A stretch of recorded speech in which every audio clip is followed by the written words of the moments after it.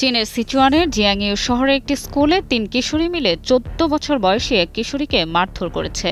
মারধরের একটি ভিডিও চীনা সামাজিক যোগাযোগ মাধ্যমে ছড়িয়ে পড়ার পরপরই শুরু হয় তোলপাড়। ন্যায় বিচারের দাবিতে অনলাইনে এবং জিয়াংইউর স্থানীয় সরকার অফিসের বাইরে শুরু হয় বিক্ষোভ। গত সপ্তাহে ভুক্তভোগী ওই কিশোরীকে চড়লাথি মারাসহ হাঁটু গেড়ে বসতে বাধ্য করার একটি ভিডিও সামাজিক যোগাযোগ মাধ্যমে ভাইরাল হয়। পুলিশ জানায়, মারধর করা সন্দেহভাজনদের ৩ জনই ১৩, ১৪ ও ১৫ বছরের কিশোরী। এদের মধ্যে ২ জনকে সংশোধনমূলক শিক্ষার জন্য বিশেষায়িত স্কুলে পাঠানো হয়। অপরাধীদের তোলা একাধিক ভিডিওতে ভুক্তভোগীকে বলতে শোনা যায়, আমি পুলিশকে ফোন করব। তারপর এক কিশোরী বলে, আমরা ভয় পাই না। আরেক কিশোরী বলে, ১০ বারেরও বেশি থানায় গিয়েছি, আমাকে ২০ মিনিটেরও কম সময়ের মধ্যে ছেড়ে দেওয়া হয়েছে। বসুন্ধরা টিস্যু, অশুদ্ধতার বিরুদ্ধে এক বিন্দুও ছাড় নয়।